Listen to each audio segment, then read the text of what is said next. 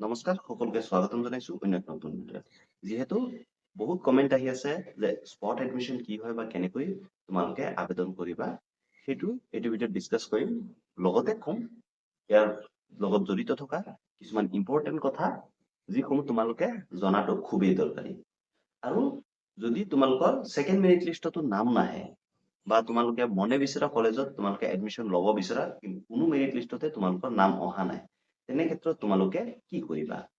ভিডিঅ'টো স্কিপ নকৰাকে চাবা আৰু শেষলৈ চাবা, কাৰণ তোমালোকে যদি এই ভিডিঅ'টো স্কিপ কৰি যোৱা তেনে ক্ষেত্ৰত কিন্তু তোমালোকে হয়তো বহুত ইম্পৰ্টেন্ট কথা মিছ কৰি যাবা আৰু স্পট এডমিশনটো নাপাব পাৰা। কাৰণ স্পট এডমিশন তোমালোকে যদি ল'ব যোৱা বহুত কেইটা কথা ভালকৈ চাব লাগিব, বা স্পট এডমিশনৰ কাৰণে যেতিয়া আবেদন কৰিব যাবা কিছুমান বস্তু আছে যিবিলাক তোমালোকে চাব লাগিব। চোৱাৰ পিছতে তোমালোকে আবেদন কৰিব পাৰিবা, বা তোমালোকে আবেদন হয়তো কৰিব পাৰিবা কিন্তু তোমালোকে সিট নাপাবও পাৰা। কেতিয়া যাব লাগিব কলেজত,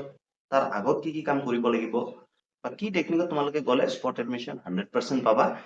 সেইবোৰ কথা তোমালোকক আজি এই ভিডিঅ'ত বুজাই কম। প্ৰথম মেৰিট লিষ্টৰ আজি এডমিশনৰ লাষ্ট ডেট হয়। অহা কাইলৈৰ পৰা আকৌ মেৰিট লিষ্ট প্ৰিপেয়াৰ কৰা হ'ব, সেকেন্ড মেৰিট লিষ্ট, আৰু সেকেন্ড মেৰিট লিষ্টৰ এডমিশনো হ'ব। কিন্তু যদি সেকেন্ড মেৰিট লিষ্টতো তোমালোকৰ নাম নাহে তেনে ক্ষেত্ৰত তোমালোকে কি কৰিবা? বা তোমালোকৰ প্ৰথম মেৰিট লিষ্টত বা সেকেন্ড মেৰিট লিষ্টত যোনখন কলেজত তোমালোকে এডমিশন ল'ব বিচাৰিছা সেইখন কলেজত তোমালোকৰ নাম অহা নাই, তেতিয়া তোমালোকে কি কৰিবা? তোমালোকক এডমিশনৰ ৰিগাৰ্ডিং কমপ্লিট গাইডেন্স এই চেনেলত দি দিম, সেইকাৰণে চেনেলটো সাবস্ক্ৰাইব কৰি থবা। লগতে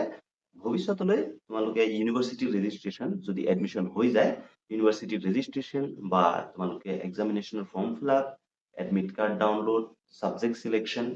লগতে স্কলাৰশ্বিপ, এইসমূহৰ আপডেট তোমালোকে এই চেনেলতে পাবা, সেইকাৰণে চেনেলটো সাবস্ক্ৰাইব কৰিবলৈ নাপাহৰিবা।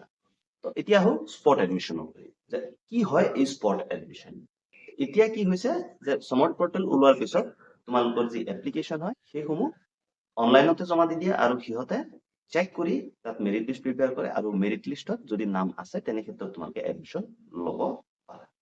কিন্তু আগতে এডমিশন কেনেকুৱা হৈছিলে যে তোমালোকে কলেজত যাব লাগে, এডমিশন ফৰ্ম ফিল আপ কৰিব লাগে, তাৰপিছত সিহঁতে এডমিশন দিয়ে। ঠিক তেনেদৰে স্পট এডমিশনটো তেনেকুৱা, তোমালোকে আগতেই আবেদন কৰিব লাগিব আৰু এপ্লাই কৰাৰ পিছত সিহঁতে বিবেচনা কৰিব তোমাৰ এডমিশনটো হ'ব নে নাই, আৰু সেইমতে তোমালোকক এডমিশন দিয়া যাব। এতিয়া স্পট এডমিশনত যদি তোমালোকে যোৱা, প্ৰথম দুটা কথা মন কৰিবলগীয়া যে কলেজসমূহত অলৰেডি সিট ফুল হৈ যাব, কাৰণ প্ৰথম মেৰিট লিষ্টত এডমিশন হৈ যাব, সেকেন্ড মেৰিট লিষ্টতো এডমিশন হৈ যাব। খুব কম সিটহে বাকী থাকিব, আৰু সেই কম সিট তোমালোকে কেনেকৈ ল'বা তাৰ টেকনিক বিলাক তোমালোকে জানিব লাগিব, তেতিয়াহে তোমালোকে স্পট এডমিশন পাবা। যিসমূহ ছাত্ৰ ছাত্ৰীয়ে অলৰেডি কোনোবা এখন কলেজত এডমিশন লৈ লৈছে কিন্তু নিজে মনে বিচৰা কলেজখনত এডমিশন পোৱা নাই, সিহঁতে প্ৰথমতে কি কৰিব লাগিব, আগত যোনখন কলেজত এডমিশন লৈছা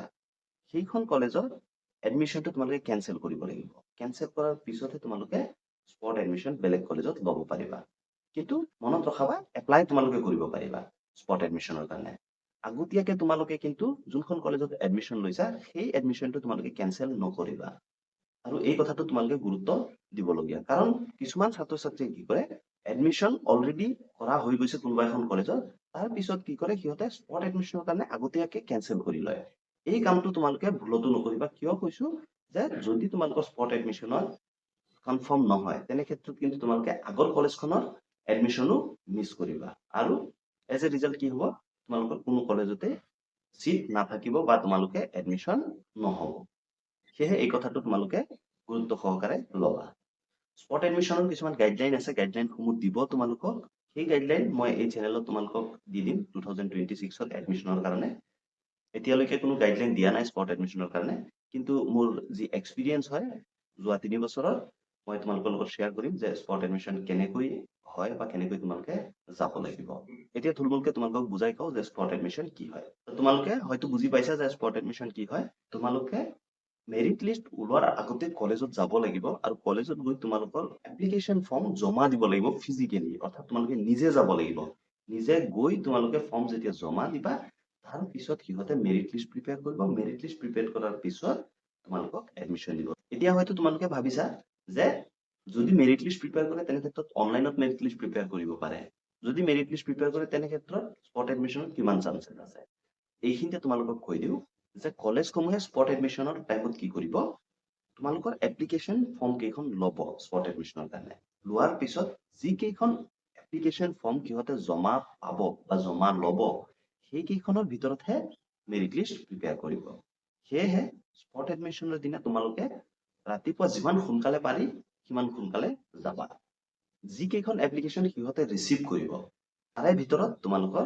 মেৰিট লিষ্ট প্ৰিপেয়াৰ কৰিব তোমালোকে যদি পিছত গৈ কোনোবা এখন ফৰ্ম দি দিয়া তেতিয়া কিন্তু নহ'ব এতিয়া কলেজসমূহে নিৰ্ধাৰণ কৰিব যে কিমান টাইমৰ ভিতৰত তোমালোকে স্পট এডমিশ্যনৰ কাৰণে সেইখন কলেজত ফৰ্ম জমা দিব লাগিব কলেজৰ নোটিছ বিলাক চাই থাকিবা তাত লিখা থাকিব যে হয়তো ৰাতিপুৱা 10 বজালৈকে সিহঁতে ষ্টুডেণ্টৰ এপ্লিকেশ্যন ফৰ্ম জমা ল'ব এই স্পট এডমিশ্যনত সকলোৱে পাৰ্টিচিপেট কৰিব পাৰিবা যিসমূহৰ অলৰেডি এডমিশ্যন হৈ গৈছে সিহঁতেও পাৰিবা আৰু যিসমূহৰ এডমিশ্যন হোৱা নাই এতিয়ালৈকে সিহঁতেও পাৰ্টিচিপেট কৰিব পাৰিবা কিন্তু তাৰ আগতে তোমালোকে এপ্লাই কৰিব লাগিব মনত ৰখাবা যে তোমালোকৰ পৰ্টেলত এপ্লাই কৰাৰ পিছতহে স্পট এডমিশ্যন হ'ব যদি সমৰ্থ পৰ্টেলত তোমালোকে ৰেজিষ্ট্ৰেশ্যন কৰা নাই বা এপ্লাই কৰা নাই ডাইৰেক্ট তোমালোকে কলেজত গৈছা তেনে ক্ষেত্ৰত কিন্তু তোমালোকৰ এই এডমিশ্যনটো নহ'ব বা তোমালোকে স্পট এডমিশ্যন নোপোৱা যিসমূহ ছাত্ৰ ছাত্ৰীয়ে এতিয়ালৈকে সমৰ্থ পৰ্টেলত ৰেজিষ্ট্ৰেশ্যন কৰা নাই বা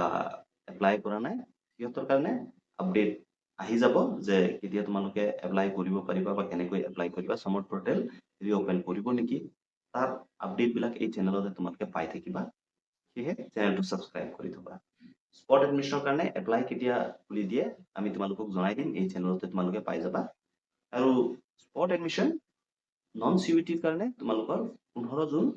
2026 হ'ব আৰু চিউইটি যিসমূহ ছাত্ৰ ছাত্ৰী আছে সিহঁতৰ স্পট এডমিশ্যন 28 জুলাই 2026 হ'ব আৰু যিটো ফাইনেল স্পট এডমিশ্যন হয় অৰ্থাৎ নন চিউইটি আৰু চিউইটি দুইটা কেটেগৰীৰে ছাত্ৰ ছাত্ৰীৰ স্পট এডমিশ্যন হ'ব 29 to 31 জুলাই ইয়াৰ পিছত তোমালোকৰ এডমিশ্যন ক্লোজ হৈ যাব আৰু কোনো ছাত্ৰ ছাত্ৰীয়ে কিন্তু এডমিশ্যন ল'ব নোৱাৰিব সেয়েহে এইটো খুবেই ইম্পৰ্টেণ্ট টপিক তোমালোক সকলোৱে স্পট এডমিশ্যনৰ কাৰণে যাব পাৰিবা কিন্তু স্পট এডমিশ্যনত যোৱাৰ আগত তোমালোকে যোনখন কলেজত এপ্লাই কৰিবা সেই কলেজৰ ভেকেঞ্চি লিষ্ট চাব লাগিব ভেকেঞ্চি লিষ্ট তোমালোকে কেনেকৈ চাবা মই নেক্সট ভিডিঅ'ত তোমালোকক দেখুৱাই দিম যে কেনেকৈ তোমালোকে ভেকেঞ্চি লিষ্ট চাবা ভেকেঞ্চি লিষ্ট মানে কি হয় সেইখন কলেজত তোমালোকে যেতিয়া চেক কৰিবা তাত থাকিব যে কোনটো ডিপাৰ্টমেণ্টত কিমানটা সিট খালী আছে এডমিশ্যন হোৱাৰ পিছতো আৰু সেইটো চাইহে তোমালোকে কলেজসমূহত এপ্লাই কৰিবা কাৰণ লিমিটেড এপ্লিকেশ্যন তোমালোকে কৰিব পাৰিবা সেয়েহে তোমালোকে ভেকেঞ্চি লিষ্ট নোচোৱাকে এপ্লাই নকৰিবা কাৰণ এক্সাম্পল হিচাপে মই তোমালোকক কৈ দিওঁ যে ধৰি লোৱা তোমালোকে নগাঁও কলেজত এপ্লাই কৰিছা কিন্তু নগাঁও কলেজৰ ভেকেঞ্চি লিষ্ট মতে সিট খালী নাই ফুল হৈ গৈছে বা তোমালোকে বটেনীত এপ্লাই কৰিছা বটেনী ডিপাৰ্টমেণ্ট ফুল হৈ গৈছে অলৰেডি এতিয়া তাত তুমি যদি স্পট এডমিশ্যনৰ কাৰণে এপ্লাই কৰা তাত কিন্তু তোমালোকে সিট নোপোৱা কাৰণ তাত সিট খালী নাই এপ্লাই কৰাৰ আগতেই এই ভেকেঞ্চি লিষ্টটো তোমালোকে চাব লাগিব গাইডলাইনো আহি আছে গাইডলাইন তোমালোকক জনাই দিম বা লগতে কি কি ডকুমেণ্টছ তোমালোকে লগত লৈ যাব লাগিব এডমিশ্যনৰ কাৰণে তাৰ বিষয়েও এটা ভিডিঅ' তোমালোকৰ কাৰণে লৈ আনিম তাৰ কাৰণে এই চেনেলটোৰ লগত জড়িত থাকিবা যদি তোমালোকৰ কিবা ডাউট আছে স্পট এডমিশ্যনক লৈ তোমালোকে কমেণ্টত সুধিব পাৰা ডেফিনেটলি মই তোমালোকক হেল্প কৰাৰ চেষ্টা কৰিম আশা কৰোঁ তোমালোকে বুজি পাইছা যে স্পট এডমিশ্যন কি হয়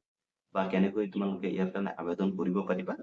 ভিডিঅ'টো যদি ইনফৰ্মেটিভ লাগিল প্লিজ লাইক এটা কৰি দিবা চেনেলত নতুন হ'লে ছাবস্ক্ৰাইব কৰি দিবা লগতে বেল আইকনো দবাই দিবা ধন্যবাদ জয় অসম